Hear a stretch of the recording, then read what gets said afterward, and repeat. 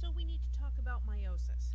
Meiosis is, above anything else, the process of making sperm and eggs. So it's a special process of cell reproduction just to make sperm and eggs.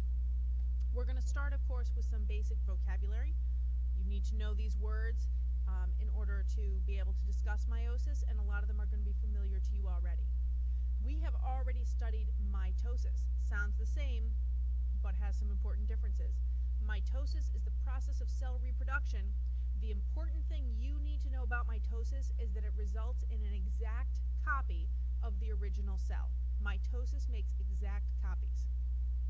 Meiosis is the process that we're going to be studying now, and it produces gametes. That's your reproductive cells, your sperm or eggs. Sperm and eggs are not identical to each other and are not identical to the parent cell. So this is a huge difference. That's like the take-home idea, and I just gave it away in the first 30 seconds. Haploid is a word that we use to describe a cell that has only one set of chromosomes. Humans are not haploid, but our reproductive cells are. We're going to find out.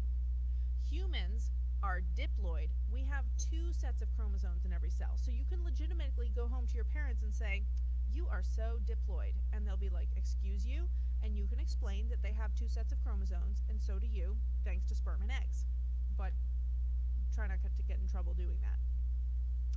A homologous pair of chromosomes in a diploid cell are two of the same chromosome, but they're not identical to each other. Okay, so a diploid pair or a homologous pair are two of the same number chromosome, but they're not identical. You got one from mom and you got one from dad. Crossing over we'll talk more about in a minute. It's when the homologous chromosomes trade parts, so you're getting a new mixture of genes on the one chromosome. This is like a huge deal for meiosis. It's part of what makes us so special. So we'll talk more about this later. All right, just as a reminder, this is a karyotype. It's a picture of all the chromosomes in one cell of a human. This happens to be a boy because we see an X and a Y, so this is a boy. And when you look at these paired up chromosomes, we're seeing that this individual is diploid. They have two copies of every chromosome, and each set is a homologous pair. So we're going to see later that during meiosis, the homologous chromosomes pair up, very much like what you see here. They're paired up with each other. Pair of one, pair of two, pair of three, etc. All right, so meiosis is a lot like mitosis. Much of this is going to look familiar, but there are some important differences that I'm going to try to point out to you. There are two parts. We go through meiosis 1 and then meiosis 2, and the steps have the same names as the steps in mitosis. You're going to write this down in your notes as we go along. Meiosis 1 begins just like mitosis. Here's the nucleus of the cell. The DNA is all jumbled up. Here are our centrioles. In prophase 1, many important things happen. Most of these are familiar. The chromosomes become visible. That also happens in mitosis.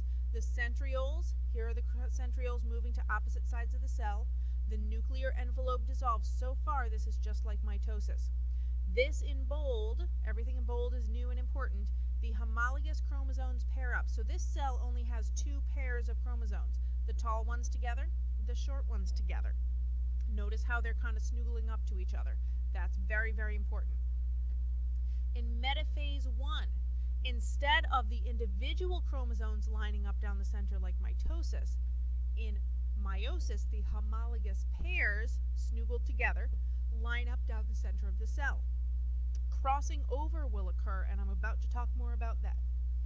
The spindle fibers will connect each chromosome to only one centriole. Again, this is different than mitosis. So, in this example, the green chromosome on top is attached to this top centriole, and the blue chromosome on the bottom is attached to the bottom centriole, only to one centriole each. So that's an important difference. Here's crossing over. Crossing over is a huge deal because it allows for more genetic variation. This is why you're different than your siblings. This is why all those Duggars and the 20 Kids and Counting or whatever show they're on, they're all different from each other because of crossing over. All right, so we see these two chromosomes. This orange one came from dad and the red one came from mom, and they're a homologous pair. They're going to snuggle up to each other, and they get so wrapped up in each other that in fact they're going to switch pieces.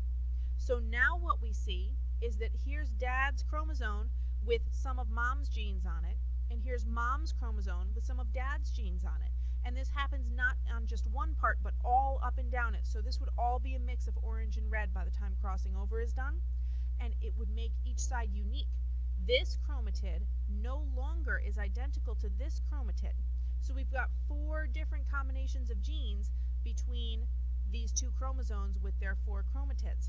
This is huge. This is how every sperm can be different from each other, even though there's millions and millions of them produced over a man's lifetime. All right, so now remember our homologous chromosomes were paired up in the center.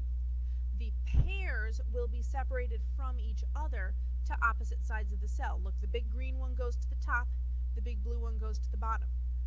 Little blue one goes to the top, little green one goes to the bottom. So now, instead of separating the chromatids from each other, we're separating the homologous pair. This is a huge difference. In telophase 1, this would ordinarily be the end of the cycle. The nuclear membrane reforms and the cell divides, which is the same as mitosis, but this is big.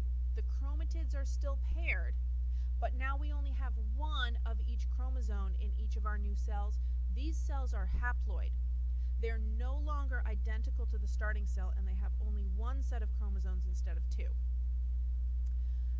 Generally speaking, meiosis 2 will begin right after meiosis 1 when making sperm. Eggs are a little bit different. We'll get to the differences at the end. Okay, so when meiosis 2 begins, this is all going to be very, very much like mitosis. The only difference is it's happening to a haploid cell instead of a diploid cell. Your nuclear envelope will dissolve, the centrioles move to the opposite sides of the cell, and see, this is happening on 2 cells now because we already have split in half once. Now, this is just like mitosis. Your chromosomes line up singly down the center of the cell, and the spindle fibers will attach to both sides of the centromere, just like mitosis. In anaphase 2, just like mitosis, the chromatids will be pulled to opposite sides of the cell, so they pop apart at the centromere, and they get pulled singly to opposite sides of the cell by the spindle fibers. And then we see the nuclear envelope reform, and the cells will divide into 2. But what I want to point out is even though in this picture it looks as though these 2 cells may be identical, because they have a big green, little blue, big green, little blue, remember that crossing over took place, and so the 2 sides of that chromosome, the 2 chromatids, are no longer equal to each other. They're no longer identical. So that's the huge, huge thing. At the end, we have 4 cells. They're haploid. They only have 1 set of chromosomes instead of 2, and each of them is different than the other. And the amazing thing is that meiosis can happen hundreds and hundreds and thousands of times, and still every cell produced will be unique. They're not identical to each other. They're all different. So that's a big deal. Now the question is why? Why do we want to have haploid cells? The rest of the cells in our body are diploid. We get along great. We're designed to be diploid. Why do we need to make haploid cells for reproduction? And in fact, this is a microscope picture of a bunch of sperm swimming along, okay, because this is the process of making sperm and eggs. Why? Well, we need haploid cells to share genetic material so that when 2 individuals combine their genetic material to have a child, that child will be different than the parents. This is really important, okay? You get half your chromosomes from your mom and half from your dad. In order to get half the regular amount, it has to be haploid. Think haploid, half the regular number. Okay? If they both gave you 2 sets, if sperm and eggs were both diploid, you would end up with 4 sets of chromosomes. That's 92. That's way too many. Now, I could say, do you want to be mutated? But you wouldn't be mutated. You just wouldn't exist. If you had a fertilized egg try to grow with 92 chromosomes, it would just self-destruct. Okay? We're just not designed for that. So that's why we have our haploid reproductive cells to allow new babies to be diploid and grow up to be nice and normal, just like the rest of us, because we're all normal, right? Now let's talk about how making sperm and making eggs are a little bit different from each other. Okay, spermatogenesis, okay, let me say that name again. Spermatogenesis means making sperm. That's all it means. It's just a fancy word that says making sperm. In spermatogenesis, all 4 cells are going to become sperm. So we have a cell that does meiosis 1 into 2 cells. It's now haploid. It does meiosis 2 into 4 cells that are haploid, and all 4 of those cells are going to become sperm. Okay, they're all equal, they get equal treatment, they're going to swim away, they're going to do their best to become a baby. Eggs are special. Eggs are different than sperm, and when we get to the reproductive system, we'll talk more about why. In making an egg, this is called oogenesis. Again, oogenesis. You say both O's. Genesis means to make. That prefix oo means eggs. So it means to make an egg. Only one of the 4 cells will become an egg. The other 3 cells are going to become something called a polar body. Essentially, they're thrown away. So we start with a cell, and it does meiosis. But instead of splitting, it splits the chromosomes evenly, so we get 2 haploid cells, but all the good stuff, all the good cellular components are going to go into this one cell. The other one never gets a chance to become a baby. It's just thrown away. The polar bodies, goodbye. Then meiosis 2 is going to take place, and so the polar body, even though it's going to be discarded, it's going to go ahead and split into 2 more haploid cells. This nice big juicy cell up here is going to do meiosis 2. It's going to split into 2 haploid cells, but again, it puts all the good stuff in this one cell up here, and it just chucks the polar body. It's basically a little pellet of discarded DNA. So again, these chromosomes never get the chance to become a baby. Only the one egg has the chance to become a baby. So this is a difference. In spermatogenesis, all 4 cells become sperm. They all have an equal chance to become a baby. In oogenesis, only the one cell becomes an egg. It's the only one that has a chance to become a baby.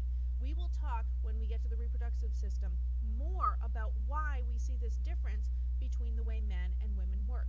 What's important right now is that you understand how the process of meiosis takes a diploid cell and divides it twice to make 4 haploid cells that are not identical to each other with their genes, and how it's different than mitosis, because mitosis produces only 2 cells and they are identical to each other and identical to the starting cell. You're going to be comparing meiosis and mitosis very shortly.